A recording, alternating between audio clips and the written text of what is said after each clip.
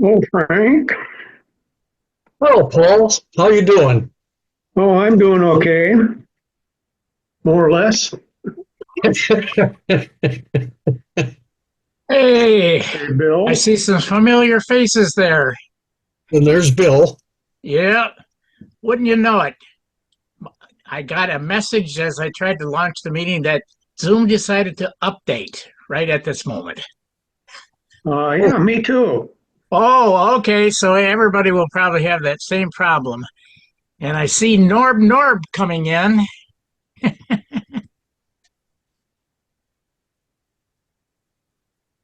And his camera is not on. So, Norb, if you can hear us, we'll wait for you.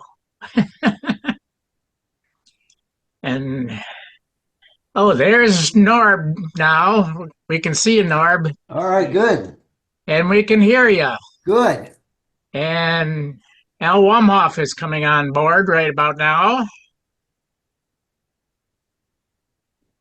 Fingers crossed. Probably, uh, did Paul, you said you ran into that update now message, didn't you? Yep. What Yeah, I about did you? yesterday.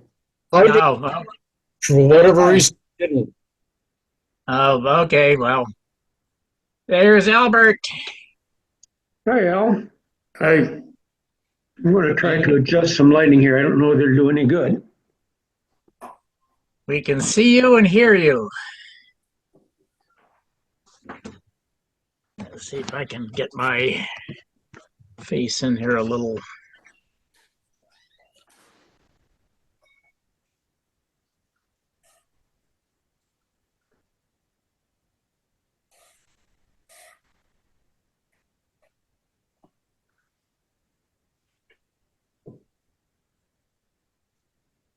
And Paul is back.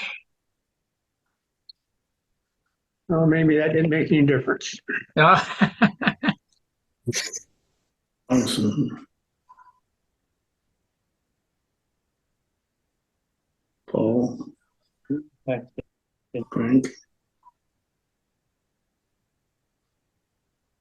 let's see who else is going to join us this evening.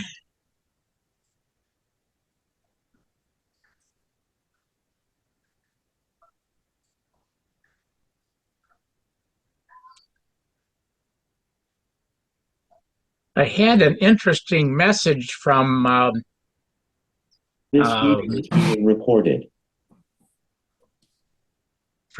Chris Mulcahy about Okay.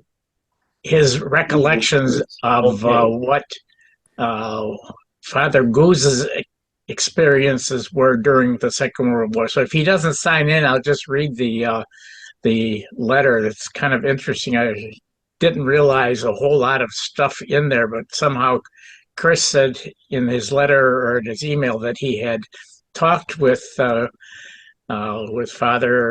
about this whole his service during the war, and it's kind of interesting. So we'll see if he joins us. I knew he was over there during the Second World War, but I didn't know what theater, you know what I mean, in Europe where he was. Right. Europe. Yeah, I'll hold off on that in case Chris joins us. If not, I'll just read what he said, sort of clean it up a bit. You didn't mean World War II. World War II, yeah. He's not old enough. Father Goose was. Oh, I missed that. I missed that Right. part. Thank you.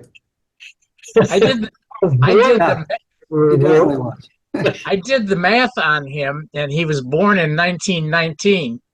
Okay. So at the time of Normandy, I don't know about his service before Normandy. So this one, what he told Chris Mulcahy had to do with with what was going on after Normandy. So he would have been 25 at that time. Yeah. Okay.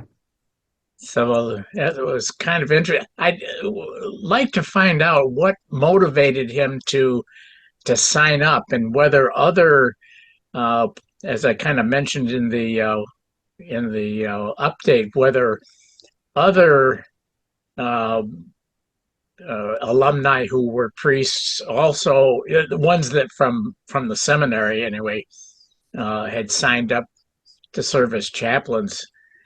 I don't know of any, but my experience has been the guys who served never really talked about their experience. Was he ordained then? Yeah, he was Okay. ordained in 43. Okay. So, So he was ordained young. yeah.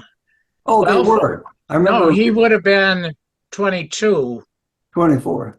and when he got ordained. Right. No, 24. I'm sorry. You got the math right, and I got it wrong. That's okay. Yeah.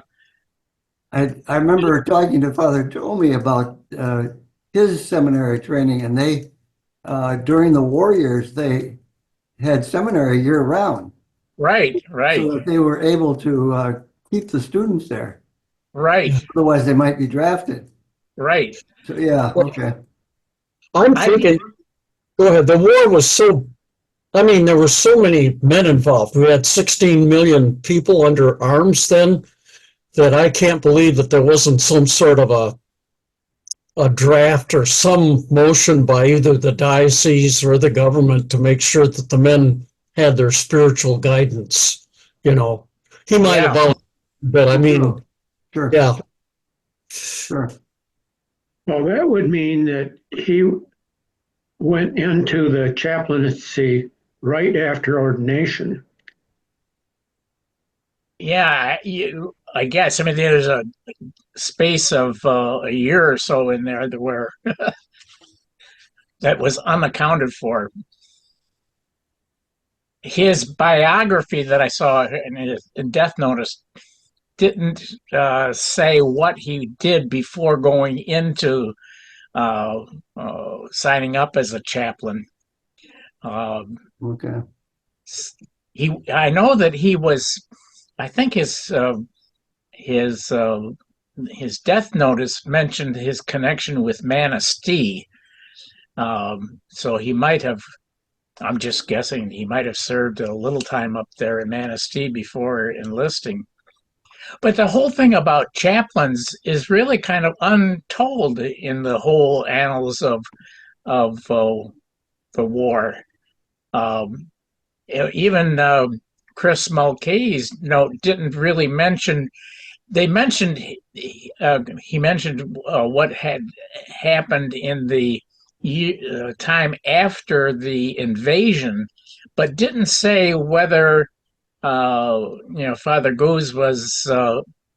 Did he? I have no idea. Did they land with the same troops, same time as the troops, or were they brought in days following or weeks following? Or I have no idea any information about what service was like for chaplains. I rather doubt that he came in with the initial invasion force. I mean, they didn't carry guns or anything. So, I mean, Right. I think they were basically support, and they would have come in after the landings. Right. Yeah. I would So guess. the only other chaplain is the one that came from St. Joseph's Parish in Muskegon. Dave, I think it was Dave DeBoucher, Father DeBoucher, and it was his sister that also served as a Dominican in the kitchen at St. Joe's. You remember her? Yeah. Boucher is the way you pronounce it. Right. Yeah. Right. Okay. But even though he came from our parish, his death notice said that he had switched over to the Saginaw Diocese from Grand Rapids and from the Saginaw Diocese, he enrolled in the Army or the Navy as a chaplain. Served 22 years. So he actually was ordained I believe in June of 1960. So he was just ahead of me joining up as you guys did in the fall of 1960. So we never really knew one another, in our days before the seminary. So Father Boucher was just sort of a ship passing in the night. So I recognized the name, but we just didn't know anybody from the family at that time. So I don't know. It's a whole interesting thing, and it got me kind of wondering about how do you manage to sign up as a chaplain and just sort of cut? How do you go about switching from serving in the diocese to serving in the military? One thing, you have to go to the bishop and get permission. Oh, okay, yeah, That's the first start. Yeah, I kind of figured that. yeah. But you wonder, after the cost and the effort in training a priest, and then to have him up and go away from service is Right. one that I've always kind of wondered about. So Yeah, yeah. When did he go in the service? Do you know what year? Father Boucher, Yeah. no, it didn't actually mention what year. All it says was he served in Manistee and Saginaw before enlisting in the service. The reason I asked that is because when the Gaylord Diocese was created in '71, the Saginaw Diocese changed, the boundary was changed. And so some priests from the Grand Rapids Diocese ended up in our diocese. Oh, yeah, right, yeah. Father Domi, for example, he was in our diocese. He was in Right, Saginaw yeah. Diocese. Mhm. Well, I tell you what, why don't I just go ahead and kind of read from the letter that Chris Mulcahy sent. This is sort of abbreviated in some sections. He said, after the Battle of Cherbourg, which is west of the landing zones in Normandy and on the Channel, German units and survivors moved to some port on the Atlantic coast on the Continent Peninsula. When units of Americans pursued them, they found the Germans well dug in and heavily defended with their backs to the Atlantic. Father Guz accompanied as chaplain, of course. Apparently, General Big informed that the Germans were dug in, and in light of the American casualties suffered at Cherbourg, gave the order to maintain position and limit fighting to preventing the Germans from breaking out. Now, it's interesting, a little footnote in here. Chris refers to him as Father Guzi, Guzi. I always thought we referred to him as Father Guz. Does anybody have any? I think that sounds familiar. Yeah. Well, anyway, Chris called him Father Guzi. Mhm. Informed me he made every effort to convince his boys that this was not the time or place to get killed. Keep your head down and don't do anything stupid, he instructed. That sounds like you might find occasion to be a hero later, but don't try it here. Not all took his advice. My recollection is that he informed a goodly number of that he informed me a goodly number, quote, got their heads blown off. Much later, of course, the Germans surrendered. Another tidbit. I believe Father Guzi was captured and interned in a German prisoner of war camp.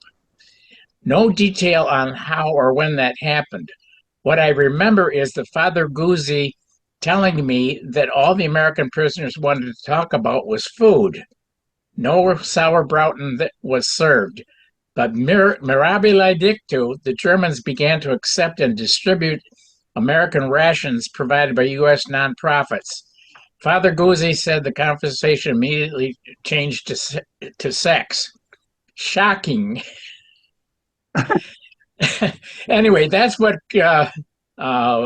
Chris had said. That part about him being in a prisoner of war camp. Well, I had not heard anything about that. So it was really kind of a interesting couple of tidbits in there that Chris was able to come up with. I remember he was my pastor. Oh, High school or in middle school, he went to seminary to teach when I was going into the 8th grade, and I followed over. He did say that he was in France, but then, from France they went all over the place, so it's hard to say. But I remember a humorous little story once where he was saying mass and the wind was really blowing and one of the hosts flew off to the dirt somewhere, and they couldn't find it. He said he got really concerned about it, and he said a fellow priest told him that, don't worry about it, that France needed the blessing. Hey, so that was kind of an interesting story, but he never mentioned about being a prisoner of war. Yeah. So when were you in the 8th grade? What year was that he went to the seminary? That I went? No, that you said in 8th grade Father Guzzi went to the seminary to teach. I think he went in 58 or so. Yeah, that's what I'm thinking. Yeah. When I started. I remember him coming. I just didn't remember the year. It would have been. He sort of faded out. I know I was looking at some of the bulletins that Jim Blanchard has put together, and in the one for 1966-67, didn't have him listed as being on the faculty. So I think he had left in 65, after the class of 1965, which would have been Me. Frank, your class. But we were over in St. Henry's, and so we didn't have a whole lot of contact with who was who over in the main building. So I was a little surprised to see that he had left the year before. So Who? That's when Father Guz had left in 65, the end of 65. Right.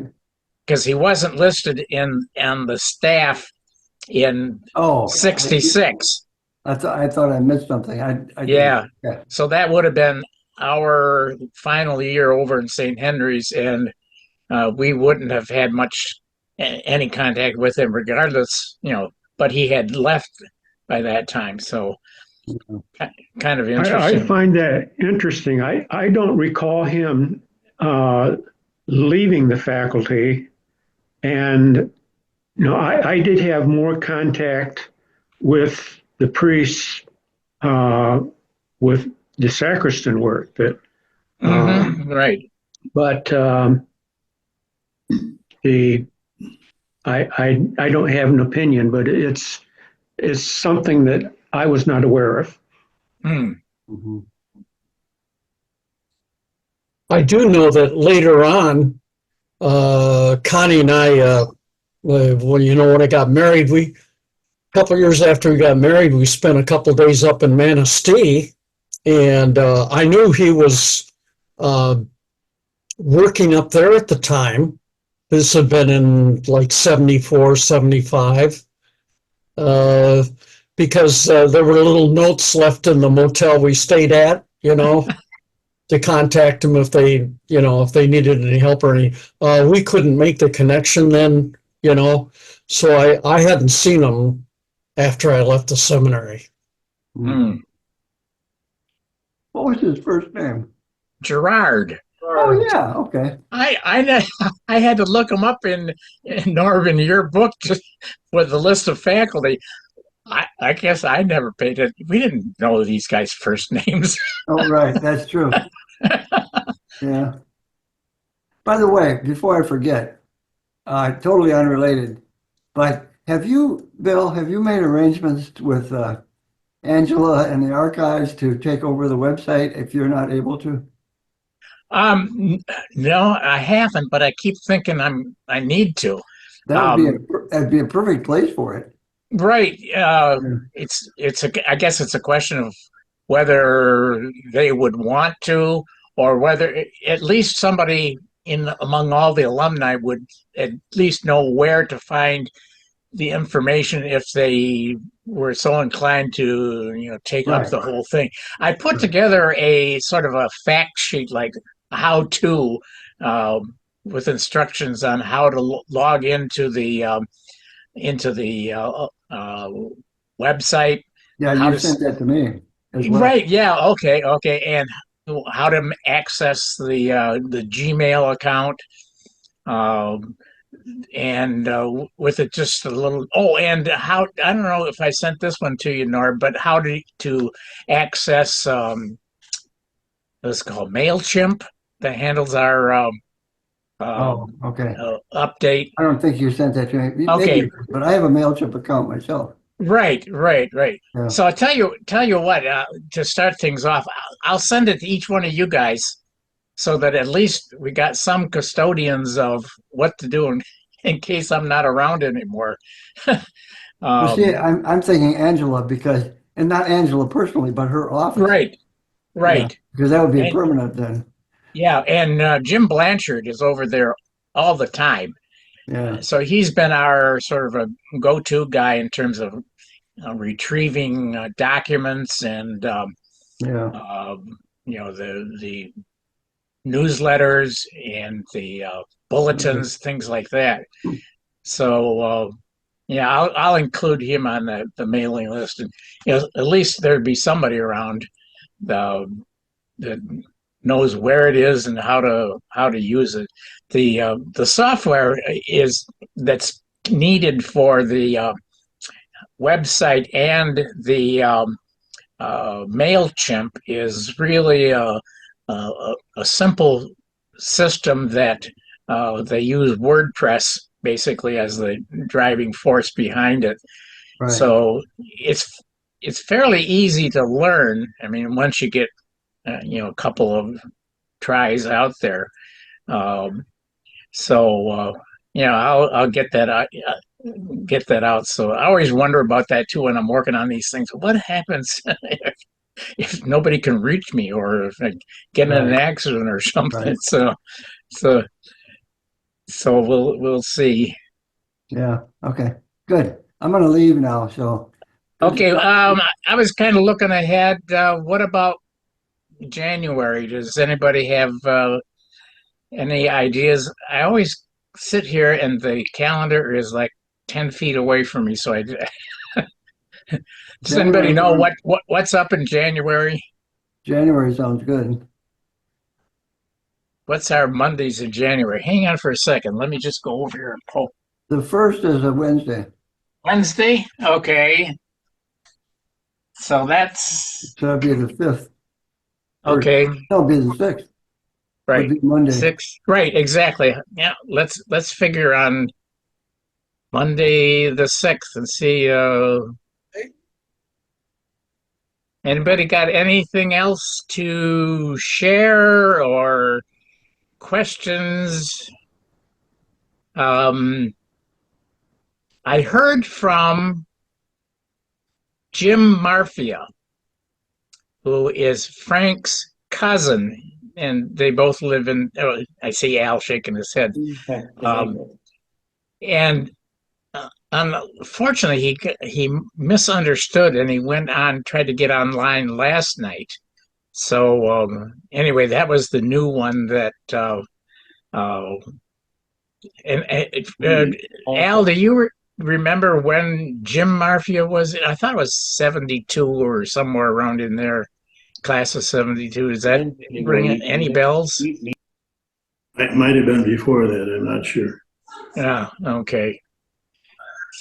So All right. Well, the next thing that's coming up in here is Jim Blanchard sent over some more copies of the bulletin. He's got some from the more recent years in there.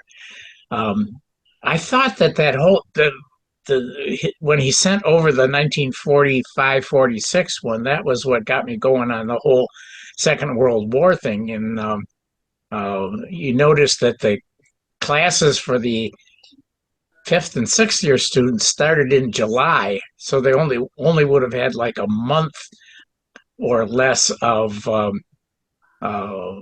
time off. I started doing a little bit of research on that to figure out. I had heard, and I guess it might have been from Norb about they had to be, in order to get the exemption, and I looked this up on various sources, in order to get the 2D deferral, you had to be like full-time students. And one of the little notes in there was that resulted in a big upturn in enrollment in seminaries and in rabbinical schools. So it was kind of an interesting little side note in there. And that I remember seeing in the class photos that there were 2 classes in 1945, and that was, it might have got me to ask Norb about that whole thing. And that's how, when you look at the fact that they had to have schooling, almost 11 months of schooling that was considered a full-time student. So interesting little historical tidbit in there. Let me see. Yeah, so anyway, I'll have a couple more issues of the bulletin coming out. And, with the 1945 issue that Jim had uncovered, I thought it was interesting that first of all, they didn't have the usual register of students that we become so familiar with, but they had photos in there. And I don't know whether they continued with photos after that or did it beforehand. I don't know if you remember the photos that were shown there. One of them was the handball court. And I was trying to remember if that was there at the time that we were there. Does anybody I know there was a handball court, but I don't know whether it was a separate thing or just the back end of the gym that we were using. Does anybody recall that? Well, here's the thing. Go ahead, Al. Well, I thought it was connected with the garage that the profs had their cars in there. Oh, okay. That was separate from the gym. But I could be wrong. What do you think, Frank? I think that was it, because the other ones, the newer buildings, I don't know when they were built. I can't remember. They were there when I went there, but the older ones were still in use. You could still use the old ones when I. Yeah, okay. I was trying to figure out how they got that photo. Now that was before the extension, the stairways on the what would that be? The south side of the building. Those were put in the mid to late 50s. So what was back there beforehand? They would have had a fairly elevated spot, and yet far enough back in there to see the rear end of the the garage where the handball court was. It's one of those things I know. All I see in some of the newsletters was references to that's when it took place. Like they did that at the same time that they were working on, I think, St. Henry's Hall, or maybe it was the gym at the same time. But that was one of those unusual things. I was trying to figure out what was in the background there. So if it was the back end of the garage, it would have been looking over toward the east edge of the seminary grounds. And I always lose track of the names of those streets over there. Does anybody remember what those were? St. Martin's? No, something. Madison was close to our seminary, but I don't know which street that was. Yeah, The front out building out, it was the building, it was the road on your left right. going. I mean, correct. So anyway, it was interesting to look at some of that way undeveloped property there. That was looking back on it, that was a huge piece of at the time that they went out there was still kind of farmland back in 1919. But and to see how that kind of developed over time. So anyway, that's was my only thinking. I'm always kind of interested in the history of how property. I want to go back and see actually when we know that the Ellington Academy was in there from the late, was it the late 70s, early 80s? No, hang on. The seminary closed officially and they put it on the market for sale. And I'm not sure how long it took before that faith-based group set up the Ellington Academy, and then that I can't remember whether it was this guy had a title of bishop, whether he died and his wife couldn't take on the whole thing, or whether it was the other way around. But then it sat empty for quite a few years, and then that's in 2019, in the fall of 2019, is when Samaritas took over the main chunk of property. But at the same time, Bethany Christian Services had already purchased St. Henry's Hall and the convent. So I remember Monsignor Stewart saying that when he went over there for the groundbreaking in November of 2019, he just noticed some activity over in St. Henry's, and so he went over there and poked in, and they were already hard at work, redoing the whole inside of St. Henry's Hall. So I'm always kind of curious to see when all these transactions took place, and I don't know if the registrar of deeds or whoever handles that in the county level, whether they actually record what the property sold for, or if anybody had any experience about dealing with the registrar of deeds and transfer of property. I don't know, but they didn't have any Zillows at that time, so be kind of interesting to see what the property actually sold for. And then I'm curious about the exchange of property back in the back area of the athletic field. That had to have been transferred to somehow to that the group that I'm losing, Dwelling Place. Community Land Trust is the organization that came into possession of that other piece of property, the old athletic field. But it would just kind of be curious to see how all these transfer of property took place, and what it ended up being valued for. Of course, at that point, the diocese would have been out of the because of the Ellington Academy, so they wouldn't have any record of what the property ended up selling for. So just a kind of little curiosity there to see. Oh, I got to tell you one other thing that kind of, I grew up in Muskegon and went to St. Joseph's Church.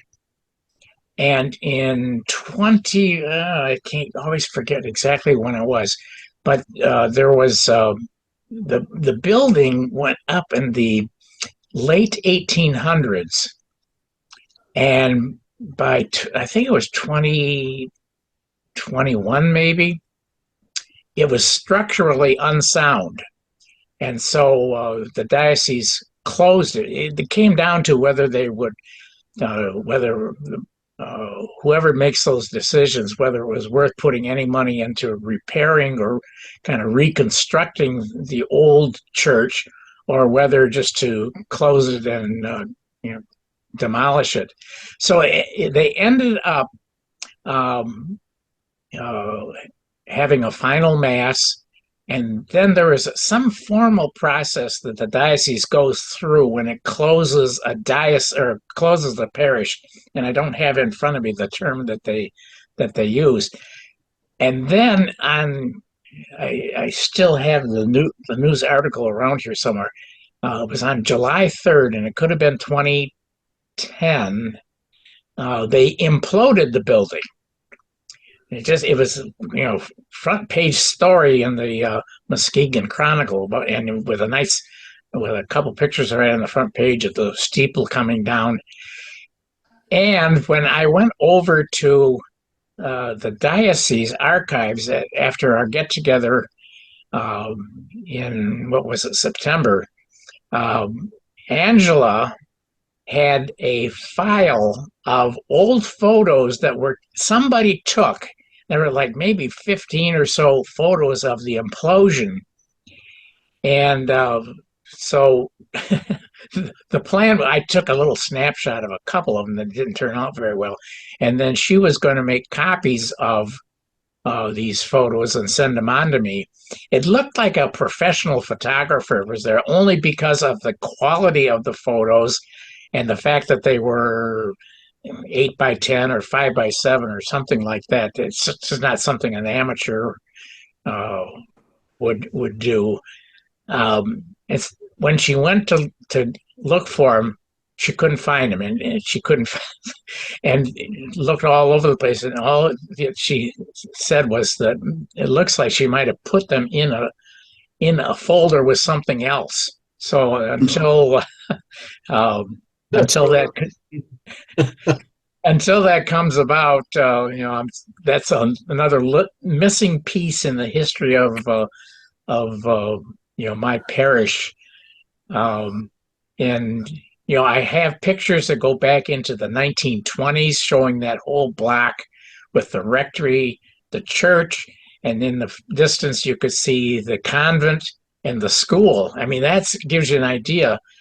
It was like late 20s, so that like 30 years after it went up, it was a thriving parish. Then the local museum has some of these old photos, but nothing after the 20s. Maybe a snapshot that somebody had sent along, but nothing that really captured the whole essence of that. I went over there after the building came down. My wife and I went there, and I wanted to take pictures of. They used to have on the first day of First Communion at the back of the church, the whole First Communion class would line up on the bleachers and stand on the bleachers and have their picture taken along with the pastor. And so I still have that. And somebody else on this Muskegon Memories group sent over a picture from 1949. My first communion was 1953. So anyway, I thought it would be interesting to kind of recreate what that spot looked like. It'd be just a plain old empty spot. But and I tried to take some pictures of the convent and the school. but didn't get a chance to do that very well. The convent was turned into some sort of a service center for, I think it had to do with women's services. And the school was turned into a similar kind of community nonprofit service agency before it just sort of disappeared. There weren't any stories in the local press or anywhere that I could find exactly when those other facilities closed. And now it's like the back end of St. Joe's Seminary. It's all taken up with affordable housing. So another piece of the history of that whole area that I grew up in. That we lived a block from the church, but we drove over there. I can believe that in the winter time for Christmas services, we drove the block. I mean, the thing that I remember, snow was all over the place. You guys, Paul, you and Al must remember all the snow on the west side of the state. Oh, yeah. Well, I grew up only maybe 25 miles from you, Al. Okay. The town of Newton, and we used to get a lot of snow even there, you know. Right. So on Christmas Eve, it was easier to drive the block than to try and to walk through the snowstorms. So when I got down to Detroit, you'd hear about, oh my God, look at all the snow, and it's like, What are you talking? quarter of an inch.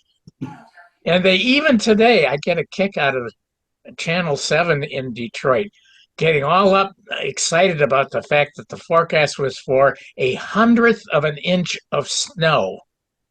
Now, just try and visualize how much snow is in 1/100th of an inch, not a tenth, 1/100th of an inch of snow. And how do you even record 1/100th of an inch? Well, Not quite. yeah. I remember this is before I even went to the seminary, where Muskegon got 30 inches of snow in 30 hours. Right.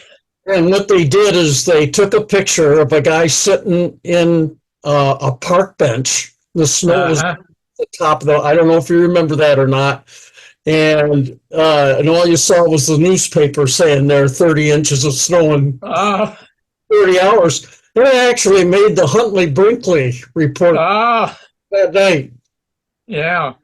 I'd be traveling to Muskegon from Holton, and it would be clear when I started. Right. By the time I'd get to the causeway, there'd be the clouds, and by the time I got to downtown Muskegon, it was just miserable. And there was a few years in there where I was surprised where people got anywhere at all. Right. As you got there. You don't do it anymore. That brings back a memory of when we moved from Detroit to Muskegon. That would have been 1949. And somehow my mother had seen stuff about Muskegon State Park. And so she wanted to go over there. And this was like at November of 49. And so, that's the first family trip that we took, was to go over on the north side of Muskegon in North Muskegon to Muskegon State Park. And of course, it was covered over with snow, and we had no idea, where the heck we were. Couldn't see the roads. And my dad backed up into a sand pile. And here we were, stuck out in the middle of this park in a snowstorm with no idea what we were going to do. Nobody. And fortunately for us, a ranger happened to come by and pulled us out of the sand. Oh, so that was my first experience with heavy snow over there. So when I hear these horrendous stories and people going into a panic around Southeast Michigan over just a tiny, teensy bit of snow, it's just like, oh, this isn't snow. The other thing that always strikes me is when you live down in Southeast Michigan, they refer to up north, Muskegon, as being up north. Mhm. Well, you didn't have up north until you were Traverse City. That was considered up north for those of us. I don't know if you guys remember that. Up north was, Oh, yeah. yeah. Yeah. People here were going over to Muskegon. Oh, up north, huh? And I said, up north? It's not even north. It's west. Yes. So, oh well. Anyway, that kind of summarizes my rantings and for the evening. Why don't we plan on January, whatever that first 6. Monday in January is? Does that sound okay with Yep. with four guys? Mhm. Monday in January in 2025. Oh, all righty. Take care. We'll say goodbye. Hey, Oh. guys, good Thanksgiving, Christmas, the whole thing, all right? Right. Okay, will do. Be safe. Yeah, Okay. Don't get stuck in the snow over in Detroit. right. All right. Bye-bye. Take care. Signing off.